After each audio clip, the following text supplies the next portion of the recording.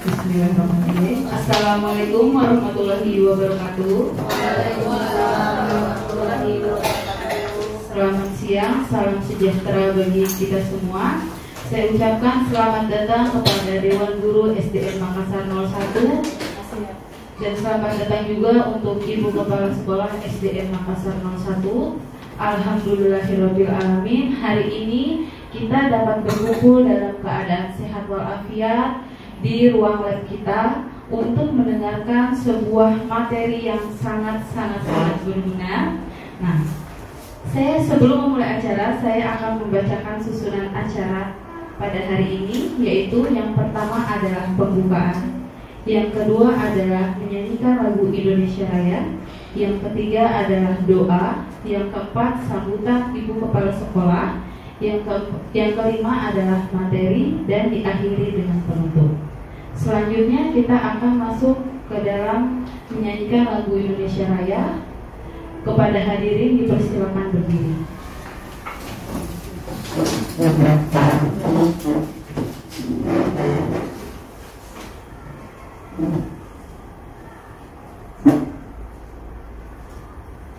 Hiduplah Indonesia Raya.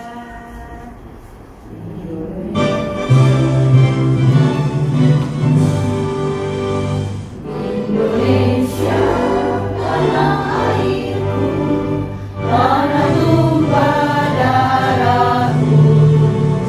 Di sanalah aku berdiri, jadi pandu ibuku. Indonesia kebangsaanku, bangsa dan tanah airku. Marilah kita berseru, Indonesia bersatu. Hiduplah tanahku, hiduplah negeriku, bangsaku, rakyatku semuanya. Bangunlah jiwanya, bangunlah badannya untuk Indonesia Raya. Indonesia Raya, merdeka, merdeka, tanahku, negeriku yang kucinta. Indonesia Raya, merdeka, merdeka, hiduplah Indonesia Raya. Indonesia Raya, merdeka, merdeka, tanahku, negeriku yang kucinta. Indonesia Raya, merdeka, merdeka, hiduplah Indonesia Raya. Kepada tamu dipersilakan berdiri kembali. Kita akan berlanjut ke acara selanjutnya agar acara ini berjalan dengan hikmat dan kita dapat mendapatkan ilmu-ilmu yang bermanfaat. Maka selanjutnya kita akan doa yang dipimpin oleh Ibu Maimunah SPD. Kepada Ibu dipersilakan.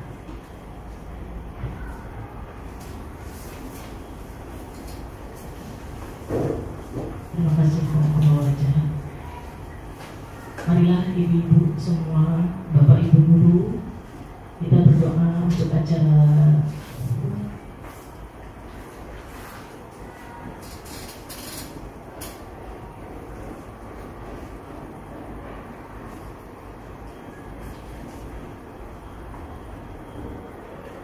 pada bapak ibu guru.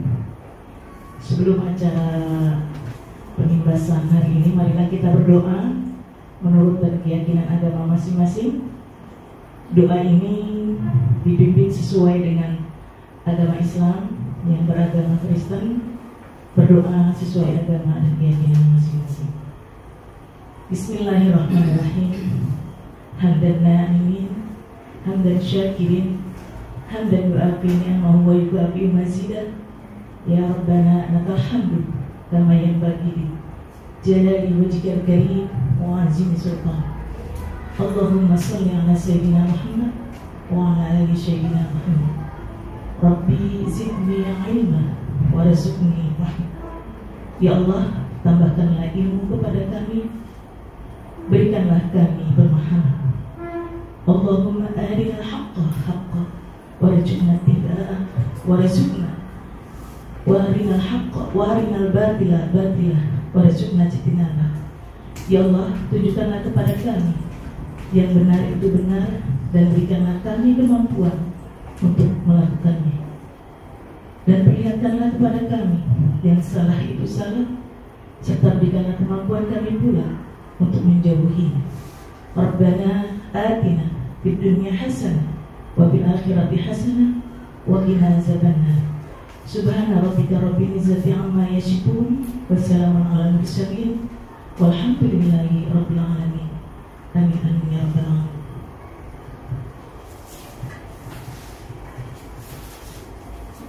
Terima kasih kepada Ibu Maimunah yang telah memimpin doa pada siang hari ini. Selanjutnya yaitu sambutan Ibu Kepala Sekolah SDN Makassar 01 pagi, Ibu Aminah SPD MM. Kepada Ibu Aminah, BMI persilakan.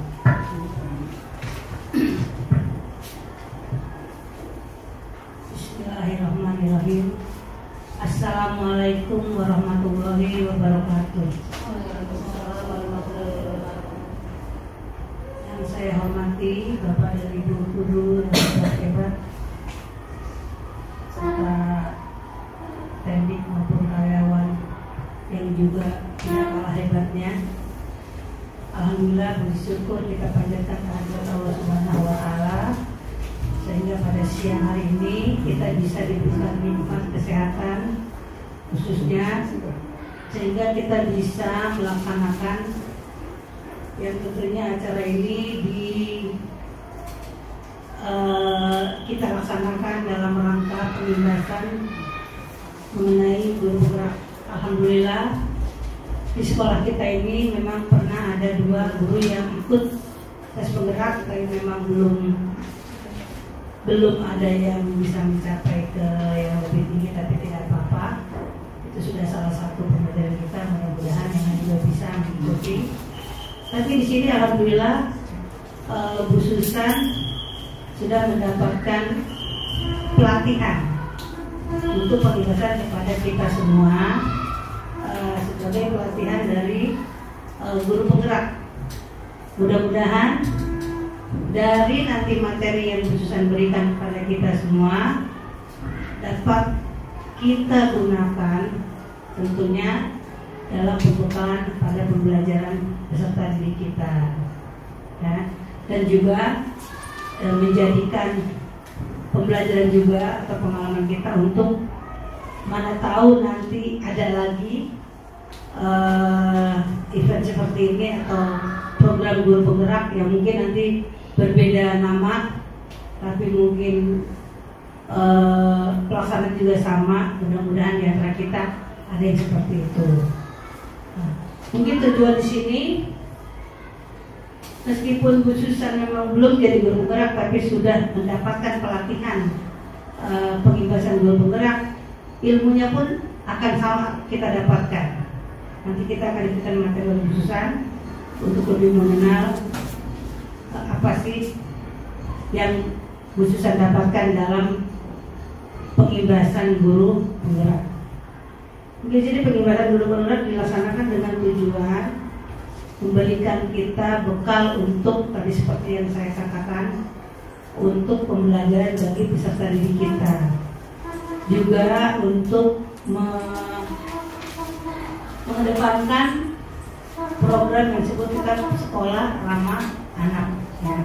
Itu kan kita juga sini banyak sekali masalah-masalah yang terjadi pada anak didik kita. Contohnya tadi ada kelas 3 bawa uang 100.000.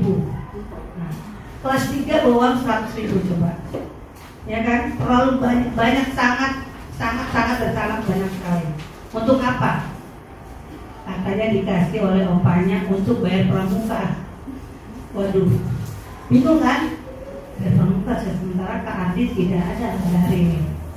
Alhamdulillah Bu Murti sudah langsung sigap bertanya kepada Kak Adit. Ternyata bukan untuk bayar pramuka yang 100.000, tapi bayar 5.000 untuk apa? Untuk pembelian baru. Nah, ini kan yang kita tidak mau seperti itu. Kita karena ini juga salah satu kan pendidikan karakter pada anak, ya kan? Bagaimana kita mengajarkan pada putra putri kita, peserta kita untuk selalu berbuat jujur, kemudian dalam pembelajaran juga bekerja sama dengan baik dengan teman-temannya, rukun. Nah, dalam pembebasan ini juga mungkin nanti ada seperti itu yang akan diberikan oleh Bu Susan. Ya, mudah-mudahan di acara pembebasan kali ini kita bisa mendapatkan materi yang lebih baik dan bisa kita terapkan kepada peserta didik kita juga untuk kehidupan kita di masa yang akan datang. Saya akhiri sambutan saya sampai saat ini. Kurang lebihnya saya mohon maaf. Wabillahi taufiq wal hidayah. Wassalamualaikum warahmatullahi wabarakatuh. Terima kasih kepada Ibu Aminah yang telah memberikan sambutan pada acara siang hari ini. Selanjutnya kita akan masuk ke acara inti, yaitu materi yang akan disampaikan oleh Ibu Susan selaku guru penggerak. Kepada Bu Susan dipersilakan. Terima kasih Bu Budi. Assalamualaikum warahmatullahi wabarakatuh. Salam sejahtera untuk kita semua. Yang terhormat Ibu Kepala Sekolah, Ibu Aminah, kemudian Bapak Ibu guru sekalian yang tidak bisa saya sebutkan satu persatu. Pertama-tama saya ucapkan terima kasih sebanyak-banyaknya atas kehadirannya tepat waktu, kemudian menghargai apa yang harus kita lakukan sesuai dengan jam yang sudah dijadwalkan. Sepertinya serius banget ya? Jangan terlalu tegang, kita berdiskusi. Karena saya juga sama ketika pengibasan sama-sama belajar, kemudian dengan waktu yang singkat, mungkin apa yang ingin saya sampaikan juga sama mungkin ya. Bapak Ibu guru sudah pernah mengalami, hanya mungkin ditambahkan dengan beberapa teori-teori gitu ya. Jadi dalam pengibasan yang dilaksanakan pada tanggal 24, jadi ada yang namanya budaya positif. Jadi budaya positif yang biasa kita lakukan itu sebenarnya sudah kita sering lakukan di sekolah, hanya mungkin kita tidak tahu ya. Ternyata ini adalah budaya-budaya yang biasa kita lakukan, yang biasa kita ajarkan kepada peserta didik kita, dan itu ya udah ada yang sifatnya kontinu, ada yang ya sudah gitu. Sehingga dengan budaya positif ini kita berusaha sebagai guru untuk terus melakukan perbaikan-perbaikan selama mengajar. Mas ya. Berikut adalah teman-teman saya selama mengikuti pengibasan 1 hari dari jam 8 sampai jam 5 sore. Kami ada di kelas G dengan pengajar Bu Sri Kustiah dan Pak Afif.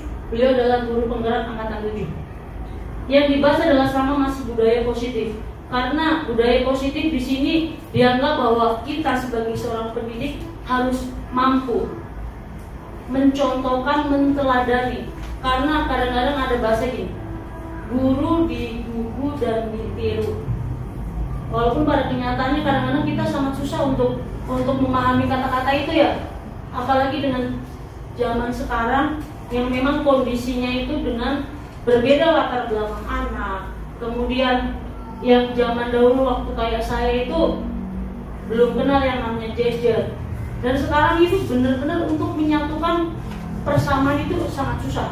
Tetapi bagaimanapun juga kita sebagai seorang guru harus tetap sabar, belajar, dan terus menteladani itu untuk peserta didik.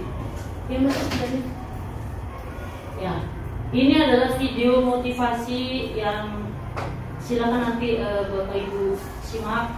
Mungkin ada beberapa pembelajaran yang bisa kita lihat dari sini.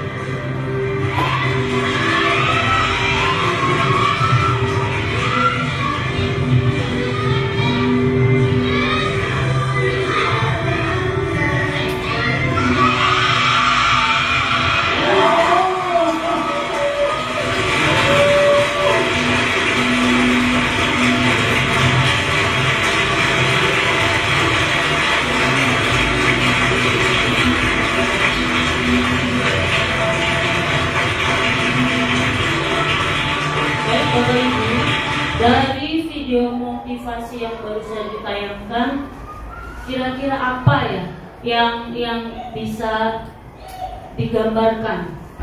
Mungkin ada yang ingin memberikan pernyataan.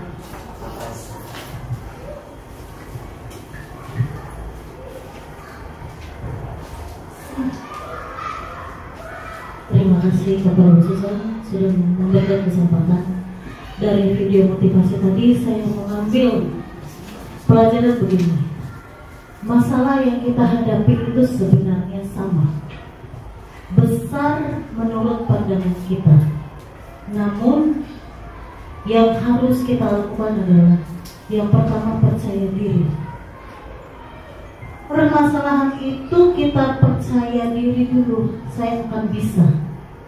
Yang kedua, harus terus merefleksikan diri. Setelah saya melakukan lompatan pertama, kok gagal? Lompatan kedua, gagal. Salahnya di mana? Kita refleksi. Yang ketiga adalah lingkungan, teman sejawat, dukungan yang kita perlukan agar dapat semangat terus memacu, belajar dari teman-teman, disemangati oleh teman-teman. Perlunya lingkungan yang positif, sehat, saling memberi dukungan. Sebab pepatah berbicara, bersatu kita teguh. Terima kasih. Tepuk tangan untuk Elisa, luar biasa keren. Oh iya, ada lagi, silakan. Oh iya, boleh di sini dulu.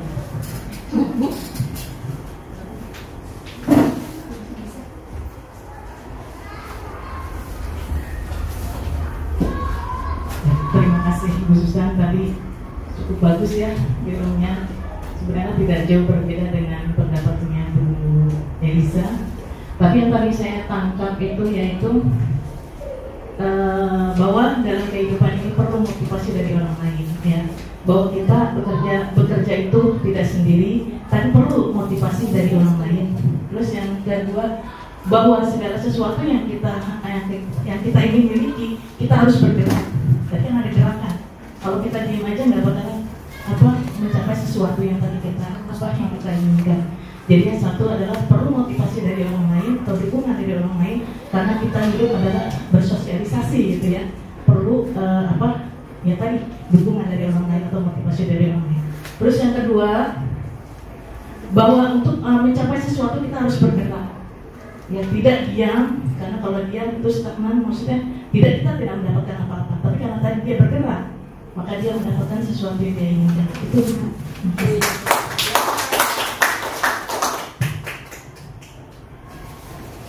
Baik, terima kasih untuk Bu Elisa dan Bu Maimunah. Betul, bahwa kita hidup di sini, di dunia ini, terutama kita di lingkungan sekolah, bahwa setiap manusia pada dasarnya membutuhkan sebuah dukungan. Tidak bisa hidup sendiri. Ketika dia mengalami sebuah hambatan, betul bahwa kita tetap harus berusaha. Tetapi ternyata dukungan dari sekitar kita itu juga memberikan sebuah harapan. Ketika dia kalau mungkin tidak diberikan dukungan oleh, atau dia kemudian nggak jadi lompat, udah lelah, yang lain nggak mendukung, bisa jadi anak itu tidak akan melanjutkan lompatannya, tapi cukup sampai di sini karena segitulah kemampuan saya. Jadi disinilah tugas kita sebagai seorang guru untuk tetap memotivasi supaya peserta didik kita tidak berhenti di tengah jalan, tidak menjadi anak yang patah semangat, tidak menjadi anak yang begitu-begitu saja. Nah, inilah yang akan disampaikan bahwa budaya positif di kelas, di sekolah, di lingkungan, dan di masyarakat harus tetap kita gunakan.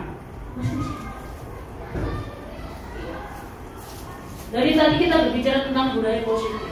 Apa sih budaya positif? Jadi perilaku yang dilakukan secara berkesinambungan hingga menjadi sebuah budaya. Kadang-kadang budaya positif, ada juga budaya yang negatif ya. Ada anak setiap hari terlambat karena kebiasaan terlambat tidak pernah diingatkan, jadi budaya terlambat. Kalau yang ini kita harapkan jadi budaya positif. Anak yang misalkan setiap hari Contoh, ada yang di kelas menangis. Bagaimana cara kita sebagai seorang guru supaya anak itu tidak menangis lagi? Kemudian kita lakukan secara berkesinambungan gitu. Jadi jangan menangis, besoknya menangis kita diam. Capek, dia lagi, nangis lagi. Sehingga budaya positif harus terus kita galakan, lakukan, walaupun itu bukan perkara mudah. Perkara sangat susah menurut saya sendiri ya. Dengan keanekaragaman yang ada di Jakarta, dengan banyaknya mungkin kita berbicara Indonesia adalah keragamannya cukup luar biasa, terutama mungkin di Jakarta ya. Mungkin semuanya bisa kita lanjut Mas. Jadi budaya positif sekolah yang berpikir kepada murid diyakini dapat melahirkan generasi penerus bangsa yang unggul. Jadi kalau budaya positif ini tidak dilakukan secara terus-menerus, pada akhirnya akan kembali lagi ke titik nol. Ada guru yang sudah terbiasa melakukan budaya positif, kemudian ketika suatu hal lupa bahwa ada permasalahan, kemudian tidak lagi dilakukan, akan kembali lagi. Produk-produk unggul yang sudah kita lahirkan kembali lagi ke awal. Sehingga di sini dengan adanya kurikulum merdeka belajar, merdeka mengajar, maka diharapkan generasi anak-anak Indonesia adalah menggunakan apa? Profil belajar Pancasila. Itu yang diharapkan. Sehingga kita harus benar-benar kerja keras, kerja bersama, dan sepakat untuk tetap konsisten melaksanakan budaya positif. Ya. Di sini ada beberapa teori yang bisa kita gunakan untuk referensi untuk membangun seperti apakah sih konsep budaya positif. Jadi ada yang namanya perubahan paradigma teori kontrol, desain disiplin positif dan nilai-nilai kebajikan universal, motivasi hukuman dan penghargaan restitusi, keyakinan kelas, kebutuhan dasar manusia, dan 5 posisi kontrol dan segitiga restitusi.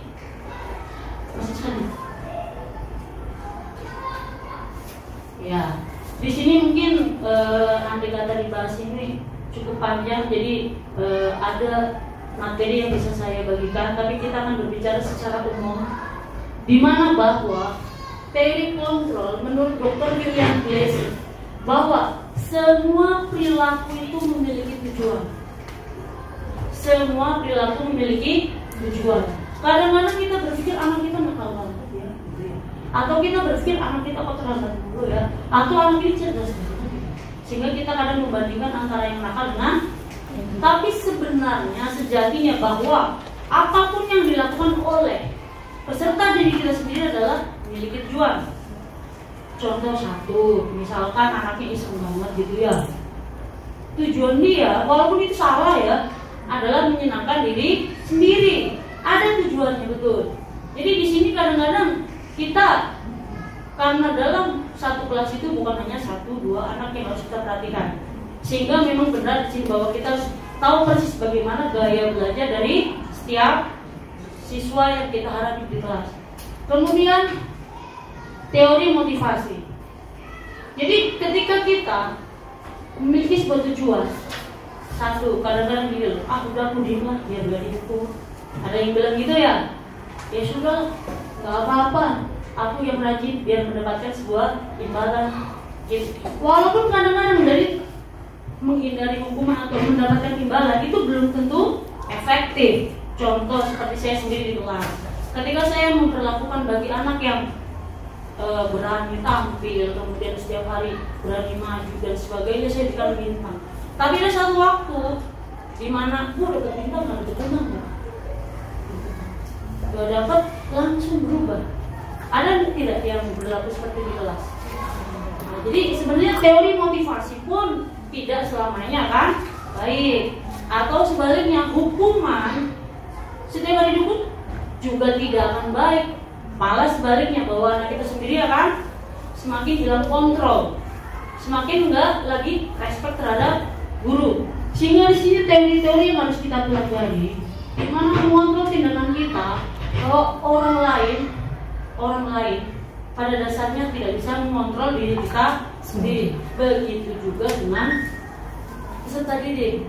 Anak-anak yang kita hadapi itu adalah anak-anak yang juga memiliki kontrol sendiri, memiliki kemauan sendiri. Aku itu nggak mau dipaksa-paksa terus. Aku tuh nggak mau ditekan-tekan terus. Aku tuh maunya yang ini loh Bu Guru. Kok Bu Guru nggak paham? Itulah kontrol dari anak seusianya yang terkadang kita sebagai guru, betul ya, itu secara tidak langsung mungkin saya sadari sebagai guru mungkin masih harus banyak, masih 10 menit, masih ya. Di sini adalah perubahan paradigma yang harus kita coba. Ilusi guru mengontrol murid. Ilusi bahwa kritik dan membuat orang merasa bersalah dapat menguatkan karakter. Ilusi bahwa semua penguatan positif efektif dan bermanfaat, atau bahwa orang dewasa memiliki hak untuk memaksa. Adakah yang ingin memberikan pernyataan tentang salah satu mungkin contoh atau apa tentang teori kontrol? Adakah? Baik. Jadi guru mengontrol murid. Guru tidak memiliki hak untuk mengontrol siapapun, karena pada dasarnya setiap anak memiliki kontrolnya masing-masing. Hanya kita sebagai guru tidak begitu memahami gaya belajar karakteristik anak, dan kita tidak pernah melakukan sebuah tes diagnostik. Jadi ketika menghadapi anak-anak yang kurang, ketika menghadapi anak yang nakal, muncullah statement yang lain, perkataan-perkataan yang tidak baik. Nah, mudah-mudahan dengan kita diskusi bersama, sharing bersama, kita sama-sama memahami gaya belajar seperti apakah sih untuk anak-anak generasi sekarang. Karena sangat berbeda dengan generasi saya dulu. Kalau saya dulu dilempar pun hapus nggak akan marah ya. Betul, kalau zaman sekarang sepertinya kita harus betul-betul belajar. Kemudian yang kedua, kritik dan membuat orang merasa bersalah dapat menguatkan karakter. Setuju atau tidak? Setuju. Tidak, betul, tidak setuju. Kenapa? Kritik kadang kita sampaikan dengan cara yang baik, orang saja masih tersinggung. Begitu ya? Apalagi kalau di sini menjatuhkan, orang merasa bersalah dapat menguatkan karakter. Tidak, dia akan semakin bangkang atau sebaliknya down. Di antara dua itu yang kita dapat. Yang satu semakin nantangin, yang satu semakin gak mau menunjukkan diri. Itulah masalah kritik. Kemudian yang kedua, yang ketiga ya, penguatan positif, efektif dan menang. Itu seperti yang tadi saya sampaikan, bahwa ketika mendapatkan bintang, anak-anak semangat 45 tuh. Bintang yang gak ada nggak bisa maju. Berarti tidak semua hal positif yang kita lakukan juga efektif. Sehingga kita benar-benar harus tahu bagaimana cara belajar, bagaimana tahu yang namanya pembelajaran harus berganti-ganti ya. Bahkan tempat duduk saja mungkin tidak boleh di tempat yang sama. Gitu. Kemudian ilusi bahwa orang dewasa memiliki hak untuk memaksa. Setuju? Ilusi hak orang dewasa memiliki hak untuk memaksa. Iya. Saya sendiri dari kecil tipikalnya selalu membangga. Saya tidak pernah mau dipaksa gitu. Jadi kadang-kadang orang dewasa itu merasa bahwa aku itu benar. Walaupun pada kenyataannya ada sebagian yang benar, karena pengalaman adalah guru yang berharga. Betul. Pengalaman adalah guru yang berharga. Namun di sini kita harus tetap mengkondisikan bahwa anak ini memiliki juga yang namanya apa? Bahwa anak ini juga memiliki keinginan, kemauan.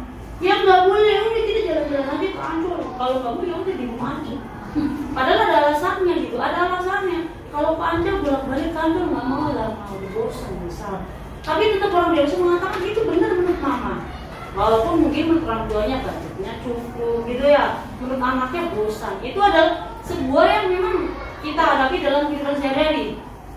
Tidak ada yang salah dan tidak ada yang benar, karena tidak pernah berdiskusi. Itu yang menjadi sebuah permasalahan ya. Ya. Nah, sekarang ini coba ini berpasangan ya. Silakan. Wah, ini Bu Haji dengan partnernya silakan bergandengan. Jadi di sini sebenarnya adalah Anakku. nggak usah sebelah lepas. Tapi silakan Bapak Ibu bergandengan tangan dengan yang ada di sebelahnya, yang di sebelah kanan, anggap memiliki sesuatu yang benar-benar nggak bisa aku lepas. Semuanya ya. Nah ini Bu Uri dengan Ibu Kepala Sekolah juga bergandengan tangan. Nah sekarang ingat, yang ada di sebelah kanan menganggap bahwa yang saya pegang ini nggak boleh sama. Nah sekarang saya tanya, bagaimana cara yang di sebelah kiri merayu sebelahnya supaya bisa lepas? Ayo bikin. Ya. Kita pegang ya. Silakan rayu. Berarti yang di sebelah kiri merayu sebelah kanan sampai tangannya lepas, sampai dibuka tangannya. Ayo. Dengan cara apapun, boleh dikit, boleh dikasih duit, boleh dikasih lagi. Ayo, dirayu. Yang sebelah kanan rayu, sebelah kanan rayu, sebelah kanan rayu.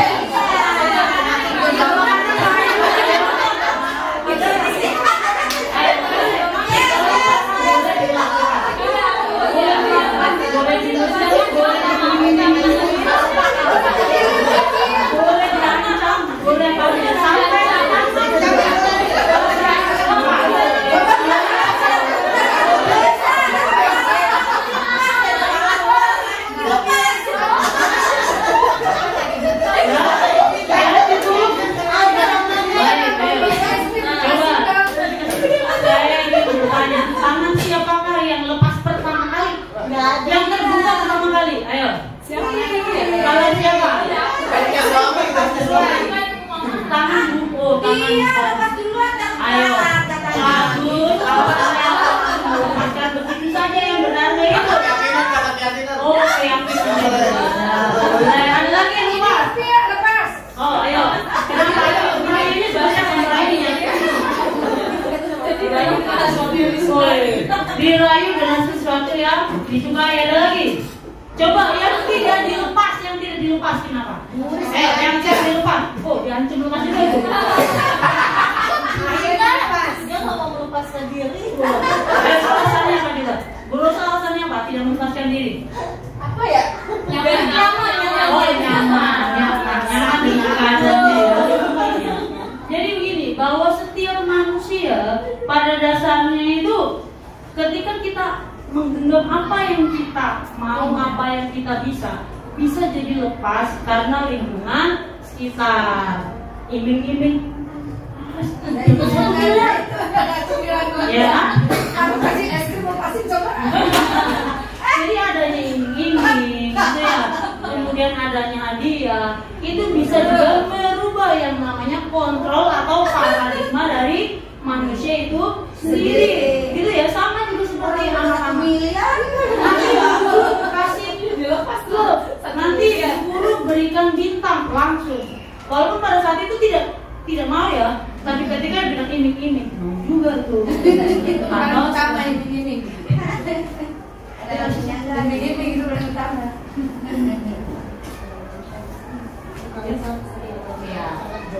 Jadi sekarang saya bertanya, siapa sesungguhnya yang memiliki kontrol atas diri Anda sendiri? Ada yang orang lain? Tidak. Jadi apa itu? Ketika Anda melepaskan genggaman, walaupun saat itu Anda menyesal, tapi saat itu Anda sadar. Ketika saya melepaskan, itu kontrol diri Anda yang bergerak. Jadi itu tidak bisa disalahkan oleh siapapun. Ketika menyesal, baru kemudian. Tapi ingat bahwa sejatinya setiap manusia memiliki kontrol untuk dirinya sendiri, termasuk juga anak didik kita. Mohon dipahami dengan baik ya. Ya. Dengan adanya kontrol, dianggap bahwa kita mampu melahirkan generasi-generasi yang disiplinnya positif. Apakah ada disiplin negatif? Apakah ada disiplin positif? Perilaku individu, terutama anak-anak, dengan mengedepankan pemahaman, empati, dan komunikasi yang baik. Dengan itu diharapkan bahwa anak-anak itu menyadari bahwa disiplin itu untuk dirinya sendiri. Di sini ada kata mengedepankan pemahaman. Jadi ketika kita mendisiplinkan anak tersebut harus paham terlebih dahulu. Kamu kalau enggak, nah itu kita tujuannya mendisiplinkan. Hanya pemahaman anak yang kurang. Kemudian empati, ini harus jadi nomor 1. Anaknya datang lesu gitu ya, udah lesu banget, sampai udah terlambat sampai kecoren. Tiap hari kamu kerjaannya nggak pernah semangat, bu gurunya terus. Tapi kita nggak pernah mau tahu kenapa gitu. Kenapa itu anak seperti itu? Padahal di rumah, mohon maaf, mungkin belum makan gitu ya, atau dia mau berangkat orang tuanya berantem, atau mungkin dia nggak punya rumah dan sebagainya. Yang kadang-kadang kita sebagai guru nggak mau paham. Pekerjaan guru bisik. Iya, saya paling seperti itu. Dan saya bertaubat dengan cara ini. Dan saya dia susah. Diajar Dewantara mengatakan Ingarso Sungkulodo Ingmadio Mahamukarso. Semua itu kita tahu, bahkan tahu artinya, tapi penerapannya belum tentu. Di sini bahwa kurikulum merdeka, merdeka belajar, merdeka mengajar, bahwa kita diarahkan sebagai guru yang mampu melahirkan profil pelajar Pancasila, beriman, mandiri, bernalar kritis, berkebinekaan global, gotong royong dan kreatif. Di sini mungkin sebenarnya di kurikulum sebelumnya sih sudah ada ya, hanya kata-katanya saja, tapi mungkin sudah pernah kita terapkan juga dalam pembelajaran sebelumnya, supaya kita semangat. Ayo kita menyanyikan profil belajar Pancasila. Pakai gaya ya, pakai gaya. Ya. Yes. Saya yang pakai gaya. Berdiri apa berdiri? Berdiri.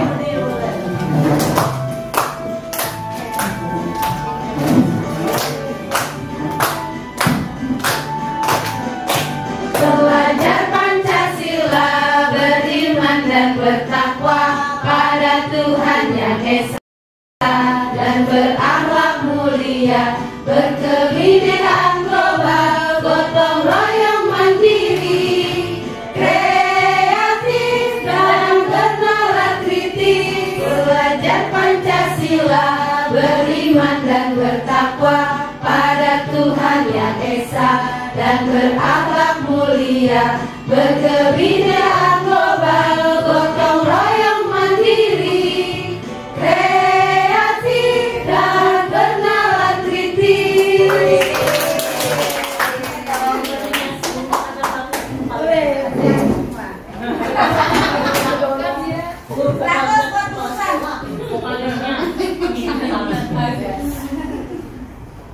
Dengan tadi kita belajar tentang bagaimana profil pelajar Pancasila yang harus kita terapkan dalam pembelajaran sepanjang hayat, dalam pembelajaran dimanapun mereka berada. Tujuan dari profil pelajar adalah kepada kebajikan universal, di mana kebajikan ini adalah prinsip moral dan etika yang diterima secara luas dalam hampir setiap budaya dan masyarakat di seluruh dunia itu memperbolehkan. Jadi profil pelajar Pancasila didesain memang untuk mengarahkan bahwa anak-anak generasi kita, generasi Indonesia adalah generasi yang emas, gitu. Generasi yang gak boleh kalah lagi dengan perkembangan zaman, generasi yang memang harus mampu bersaing dengan orang lain, generasi yang dimana dia tidak boleh kalah, dimana dia tidak boleh menyerah.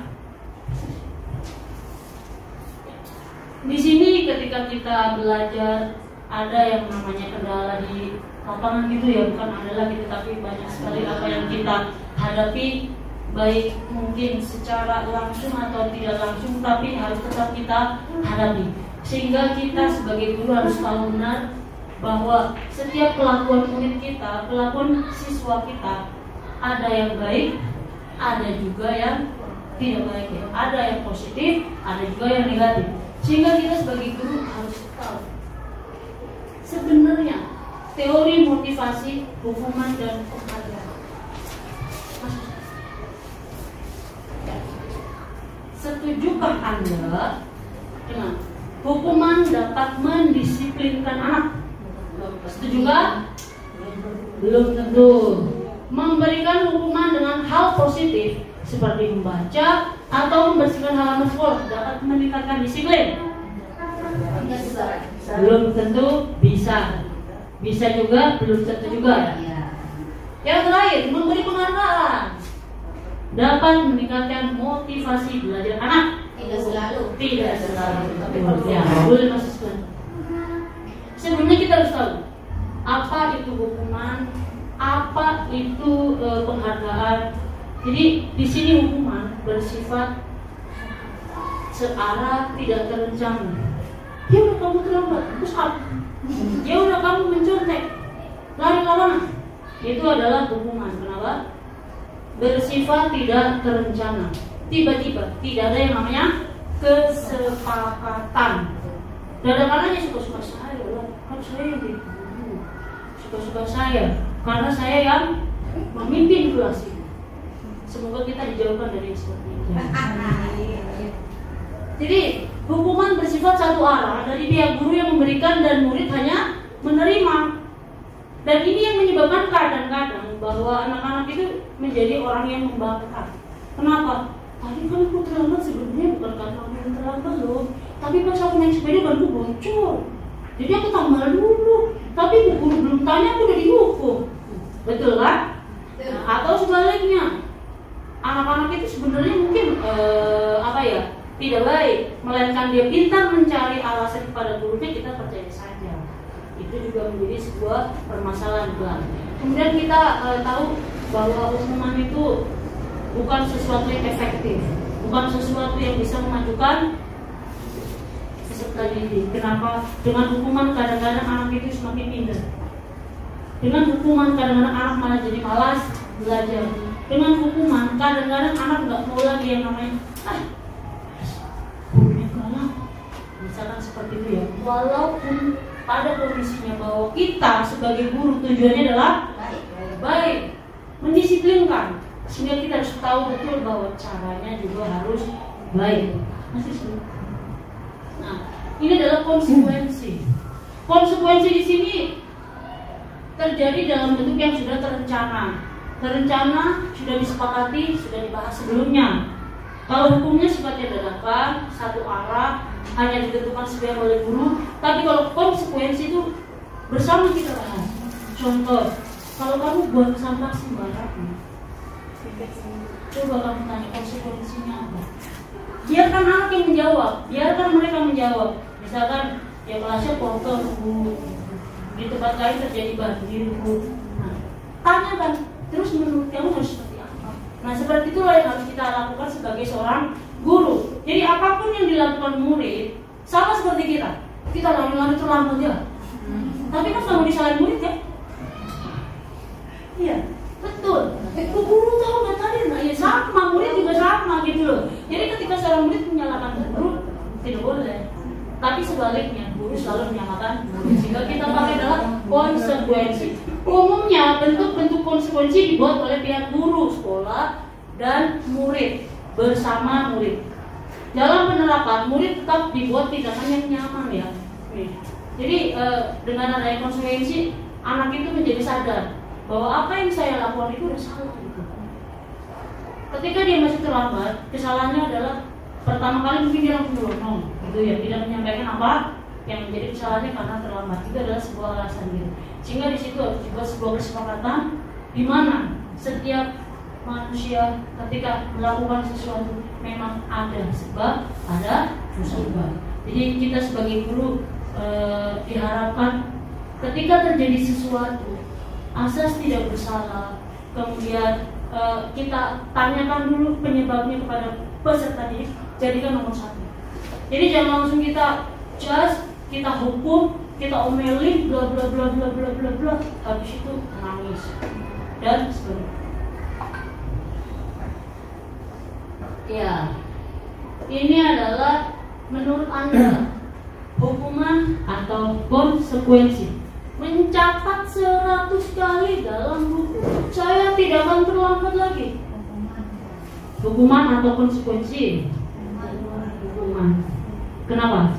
Siapa yang bisa memberikan pernyataan dengan kenapa dikatakan hukuman?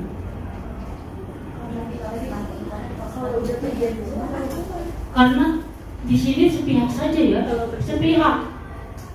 Kamu terlambat lagi. Ini saya pernah mengalami sendiri, bukan saya sih, tapi teman saya. Ketika anak itu benar-benar terlambat terus, itu bajunya kotornya luar biasa. Pokoknya kalau bahasa kita, aku udah orang tuanya jorok dan asli, ya kan? Ini pasti nggak pernah dibangunin kalau berangkat sekolah. Terus kalau ditanya anak itu selalu minder. Kapan waktu kita ngikutin lah, kita ikut itu kan? Gak taunya anak itu memang nggak punya rumah. Rumahnya di rumah gerobak. Padahal selama ini guru itu sudah menganiaya dia kan. Udah tiap hari dimarahi karena terlambat, tiap hari dimarahi karena baju kecil. Padahal pertanyaannya, dia tidak punya tempat untuk berusaha. Dia tidak punya tempat untuk tidur yang tetap yang nyaman seperti yang lain. Sementara sampai sekolah langsung kamu dan kamu. Jadi dari peristiwa ini kita harus benar-benar belajar bahwa tanyakan dahulu, walaupun itu salah, walaupun itu tidak baik, tanyakan terlebih dahulu. Karena semua itu ada alasannya. Sama seperti kita orang dewasa yang pintar ngeles juga ya. Salah kita betul, tapi kan nanti kita ngeles dulu lah. Setelah itu, nah maksudnya gitu ya. Jadi kita tanya gitu, karena memang kadang-kadang kondisi dari, mohon maaf sih, terutama yang di Jakarta ini kan memang seperti mungkin saya sendiri ya, ketika mau ulangan sudah di WA tuh saya nggak punya ini, ya sudah tidak ada masalah, nanti saya sampaikan itu gitu, karena apapun itu program sekolah harus tetap berjalan. Kemudian yang kedua, lari mengelilingi lapangan karena terlambat, hukuman atau konsekuensi. Ada nggak kapis pernah dihukum? Pernah dihukum itu? Lari lapangan. Hukuman di sini? Aku sih pernah dihukum tidak yang kayak gini. Oh, pernah dong. Jadi ini adalah, oh iya, Pak adalah anak yang baik. Jadi lari mengelilingi lapangan itu bukan sebuah hal yang bisa menyelesaikan permasalahan. Kenapa? Kalau anak itu saat itu terlambat, belum sarapan, lari 10 kali kemudian pingsan, atau selanjutnya maka perkara baru akan datang. Jadi kita harus benar-benar bijak dalam memberikan sebuah, kalau bisa jangan sampai ada hukuman lagi. Kalau bisa jangan sampai ada hukuman lagi. Hukuman sudah tidak ada. Yang ada adalah konsekuensi yang harus diterima dan dipahami benar oleh anak tersebut. Kalau misalkan dia berbuat salah betul, kita akan tidak salah dulu. Kemudian kita panggil anaknya, nanti setelah pulang ngobrol dulu sama ibu ya, jangan pulang dulu. Tanyakan dulu dengan baik-baik. Jangan langsung dijudge bahwa kamu tuh anak bandel, anak nakal, suka tahu bla segala macam. Kenapa? Anak tawuran bukan salah. Terkadang kesalahan dari lingkungan yang tidak mengajarkan budaya positif yang baik menyebabkan anak itu seperti itu. Tapi ketika dilakukan dari guru, mereka sangat baik. Jadi kadang-kadang jangan langsung menyimpulkan dengan terlalu cepat bahwa dia nggak bisa belajar, bodoh. Ya, mau lagi melihat yang lain atau terlambat dulu, nakal, tawuran tiap hari, bandel dan sebagainya. Kemudian murid diminta untuk push up. Hukuman atau konsekuensi? Hukuman. Menggantikan kertas tugas teman yang telah dicoret-coret. Konsekuensi. Kenapa tahu? Itu kertas temannya, kenapa dicoret? Jadi konsekuensinya apa yang harus? Atau kita berikan gambaran kertas anak itu dicoret seperti apa? Gitu. Sehingga konsekuensi, oh iya, berarti kertas itu kotor. Kemudian, nah itu adalah konsekuensi. Kita tanyakan kepada anak, kalau misalkan kamu melakukan ini, buat kamu apa?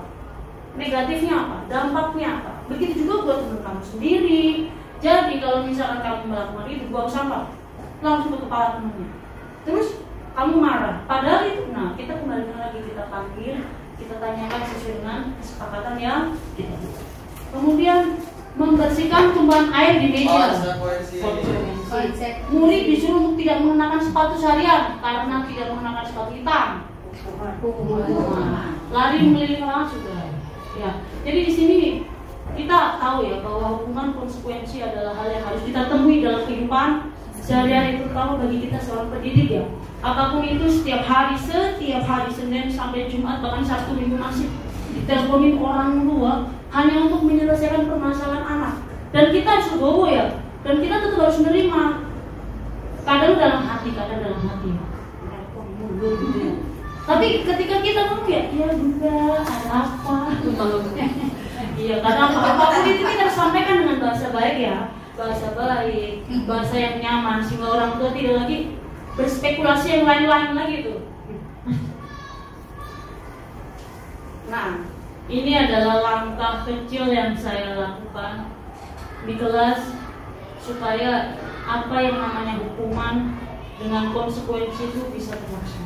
Jadi saya membuat sebuah kesepakatan atau keyakinan kelas, di mana keyakinan kelas ini pertama saya lakukan dengan membagi anak dalam beberapa kelompok. Kemudian setiap anak itu diperbolehkan menuliskan di kelompoknya. Tuliskan saja sebanyak-banyak. Setelah dituliskan kita sepakati mana setiap kelompok. Misalkan kelompok 1 membuang sampah pada tempatnya, kelompok 2. Tapi di sini yang muncul dari semua kelompok itu 1, tidak menyebut nama orang tua. Sama tidak menyebut nama orang tua. Jadi di kelas 5B ini tidak menyebut nama orang tua itu masuk ke dalam keyakinan kelas. Kenapa? Karena pada saat pertama kali masuk itu nama-nama orang tua bertebaran di mana-mana. Sehingga dibuatlah sebuah kesepakatan. Nah, ini kan di kelas tinggi ya. Mungkin di kelas 1, kelas 2, kelas 3 kan berbeda generasi. Coba. Adakah yang ingin menyampaikan? Sama ketika membuat keyakinan atau mungkin ada yang belum dan ingin membuat, coba. Guru kelas 1, guru kelas 2, bagaimana strateginya ketika membuat sebuah keyakinan kelas? Ayo. Sebetulnya berbeda dengan kelas tinggi ya. Kalau kelas tinggi itu mungkin mereka diajak bicara itu ya sudah sedikit memahami ya. Tapi kalau kelas 1, pasti Bu. Iya, menyampaikan dengan bahasa sehingga saya pikir di kelas 1 itu semua harus dengan bahasa polisi, dengan bahasa polisi, dengan bahasa.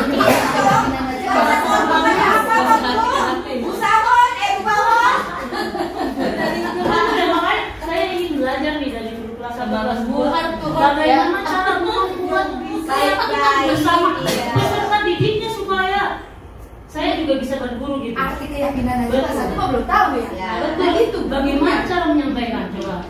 Boleh lah kalau keyakinan belum dipahami, boleh ya namanya kesepakatan atau mungkin sebenarnya bukan aturan ya. Kalau aturan itu bersifat terlalu tegas ada hukumannya di situ. Tapi kita berbuat keyakinan sehingga keyakinan ini dipahami. Setelah dipahami dilakukan anak tahu, oh kalau aku buang sampah sembarangan, dampaknya kelas kotor, nggak rapi, di lingkungan sekitar banjir dan sebagainya. Oh, kalau aku datang terlambat berarti aku nggak disiplin. Yang kedua mengganggu guru belajar dan sebagainya. Tahu. Jadi keyakinan-keyakinan itu yang sudah kita buat disepakati. Namun tidak semua keyakinan ini terlaksana dengan baik juga ya. Kemudian bertanya, kok dia terlambat dulu hukumannya? Coba hukumannya apa? Ayo, hukumannya apa? Terlambat dulu kan sudah melanggar keyakinan yang kita sepakati loh, Bu. Hukumannya apa? Hal ini juga harus kita sampaikan benar kepada teman-temannya. Ada sesuatu yang harus kita tanyakan, kita panggil anaknya. Setelah kita panggil, kita sampaikan. Nanti ibu akan tanyakan dulu penyebabnya kenapa terlambat terus menerus. Setelah itu ibu akan sampaikan. Jadi gini loh. Jadi anak-anak juga jangan dijauh gantung. Kemarin ibu bilang katanya mau nyampein dulu. Dia terlambat mulu. Sekarang dia dulu nggak nyampe. Sehingga guru kan dicoba apa? Gurunya tidak konsisten. Gurunya tidak menyampaikan apa yang menjadi pertanggungjawabannya di awal. Di awal ingin menyampaikan bahwa si A terlambat karena. Tapi kan itu kan. Jadi akhirnya apa? Statement negatif akan keluar. Teman yang terlambat terus. Padahal dia terlambat saat itu dilalah neneknya sakit. Ya kita nggak mau musibah datang terus-terusan ya. Tapi kalau lagi datang terus-terusan, ada aja gitu. Ya kita nggak bisa menolak takdir ya kayak gitu ya. Yang kedua hari Selasa, sepedanya bocor. Nah yang ketiga jatuh ke got, kayak menurut saya pernah jatuh ke got. Terus yang kan pasti aku main lagi, pasti begitu. Sehingga hal-hal seperti itu tanyakan dulu. Setelah ditanyakan, sampaikan bahwa A sering terlambat karena, tapi di situ juga berikan solusi gitu. Sampaikan bahwa ketika kamu terlambat, nah dia juga harus meminta maaf kepada teman-temannya. Kenapa? Karena sudah mengganggu selama belajar. Itu ya, kalau datangnya terlambat, kita lagi konsentrasi, nggak tahunya. Sepertinya belum terjawab. Bukan ini mau maju. Boleh. Wes tepuk tangan dulu untuk bukan.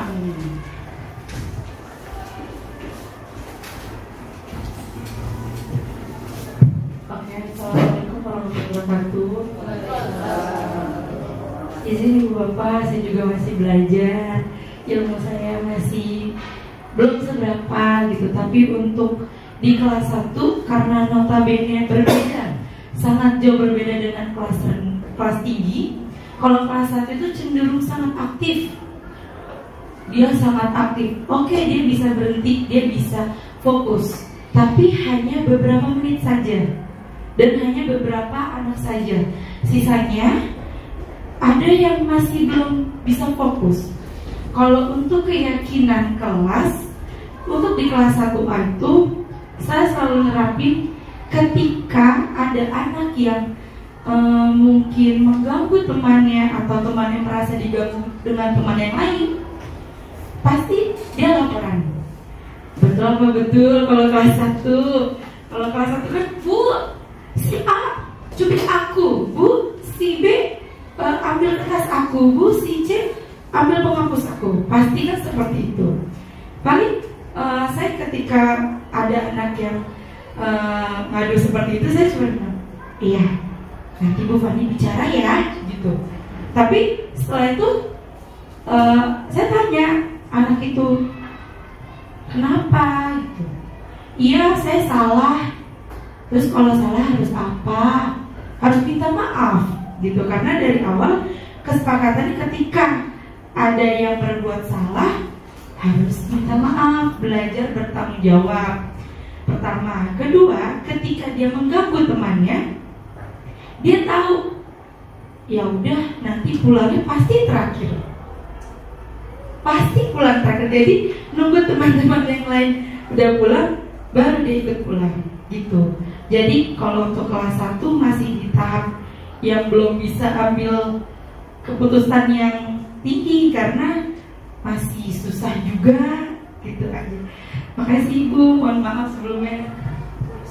Tepuk tangan dulu. Ya. Di kelas 1, kelas 2, atau mungkin kita berbicara dari anak usia dini ya, bahwa apapun perkataan yang kadang-kadang kita sampaikan itu cepat sekali sampainya gitu. Misalkan kayak kelas 1, seperti apa yang tadi Bu Fani sampaikan, kalau misalkan ada apa-apa itu langsung lapor. Bukannya di kelas 1, di kelas 5 juga sama. Saya baru masuk kelas, Bu tahu nggak? Tahu. Hanya perbedaannya adalah kalau di kelas tinggi kita menyampaikannya dengan bahasa gampang dimengerti.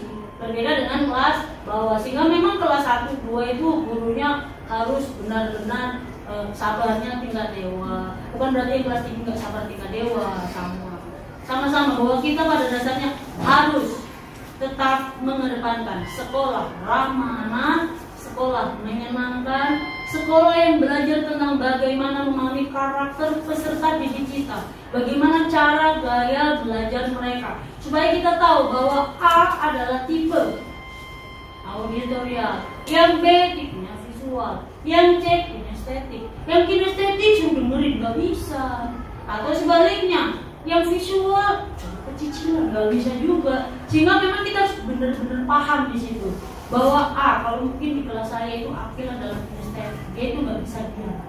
Jadi kalau kita suruh siapa maju udah langsung, padahal belum tahu disuruh ngapain, udah di depan itu buat saya tuh.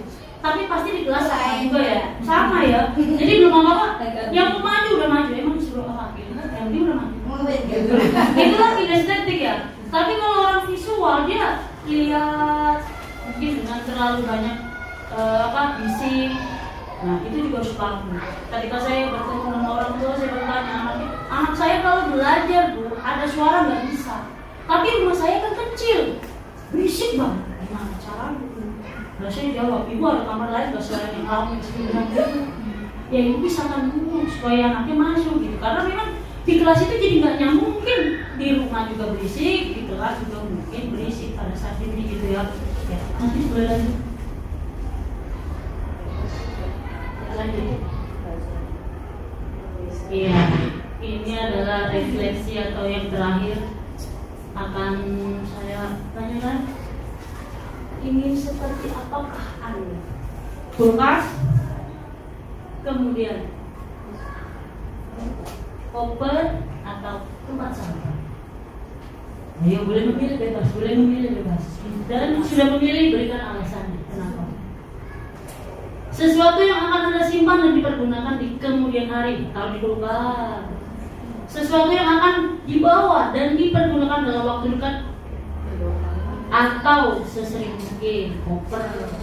Yang terakhir, sesuatu yang akan Anda buang atau Anda hindari setelah hari ini. Wah, itu cinta lama. Kembalikan. Tapi maksudnya kembalikan cinta lamanya. Aduh, ayo boleh, bebas milih, tidak ada yang dihukum. Bebas milih. Kalau saya memilih kulkas bagaimana? Oh boleh buat Tapi kan dagang. bisa dibawa pulang. Oh boleh dibawa pulang. Berikan alasannya buat. Alasannya? Sesuatu yang akan Anda simpan dan kemudian dipergunakan di kemudian hari. Iya. Semoga sih kalau untuk kulkas itu kan dingin, jadi bisa menjadi pendingin untuk anak atau itu akhirnya. Kalau waktu mama mengatakan bahwa saya ini seperti kulkas supaya selalu mendinginkan orang miskin, Tidak bersih. supaya semua yang ada di depan saya dingin, cool. Ada yang lain? Ya, koper. Ya, koper. Kenapa koper? Karena kalau menurut saya kan guru itu adalah membagikan ilmu itu sepanjang hayat, jadi akan dibawa kemana-mana baik dalam waktu dekat atau Lanjut. Kalau untuk refleksi saya memilih tong sampah. Tong sampah. Kenapa? Karena kita berefleksi itu memilah, memilih dan mengambil. Ketika ada suatu hari ini nih saya melakukan kesalahan, berarti kesalahan tersebut dipilih apa yang bisa diperbaiki, mana yang harus ditinggalkan. Jadi tong sampah itu kan ada banyak, ada 5 jenisnya. Nah kan itu satu, tapi kan kita ada 5 jenis. Ada yang bisa kita perbaiki, kita recycle, ada yang bisa kita reduce atau kita gunakan kembali di suatu saat. Ada yang memang benar-benar berbahaya, sampah B3 itu yang perlu digunakan.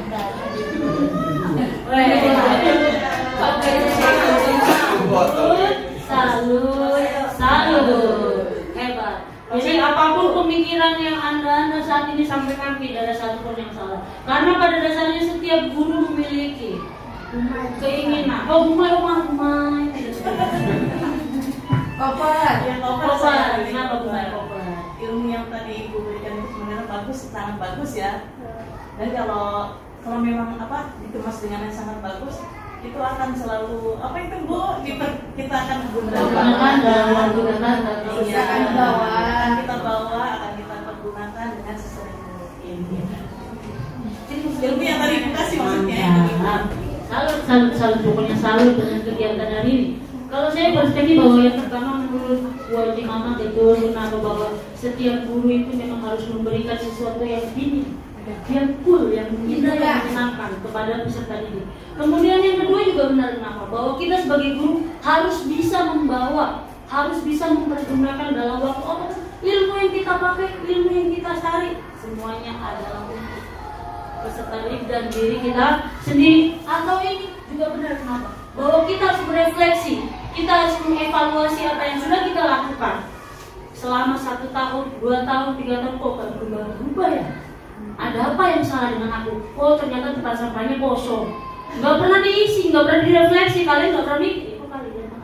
Maksudnya kita nggak pernah mikir jadi guru ya. Guru nggak mikir anaknya nggak pintar-pintar, yang salah siapa? Yang salah muridnya katanya. Padahal gurunya yang salah gitu. Kenapa? Karena tidak pernah melihat gaya belajar anak dan ngetrangisi tong sampah ini gitu. Jadi semuanya adalah benar. Demikian yang bisa saya sampaikan. Mungkin banyak salahnya daripada benarnya. Mudah-mudahan yang benar bisa sebagai pembelajaran, yang salah tolong dibuang ke tempat sampah. Yang benar masukkan ke dalam kulkas. Kemudian kita belajar seperti kopi. Demikian, mohon maaf lahir batin. Wassalamualaikum warahmatullahi wabarakatuh. Oke, terima kasih kepada Bu Susan yang telah memberikan yang luar biasa ya. Iya, sangat luar biasa. Jadi kesimpulannya dari materi hari ini adalah budaya positif merupakan budaya yang jika dilakukan secara berkesinambungan maka akan menjadi budaya yang melahirkan generasi yang unggul. Nah, jadi harapannya ke depannya yaitu guru-guru SDN Makassar 01 dapat menerapkan budaya-budaya positif sehingga akan melahirkan generasi yang unggul dan memiliki profil pelajar Pancasila. Oke.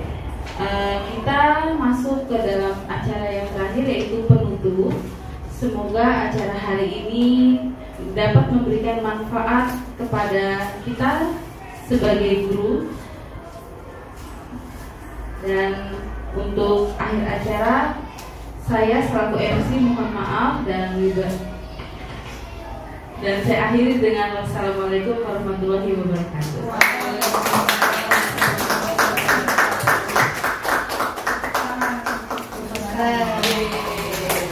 Hati.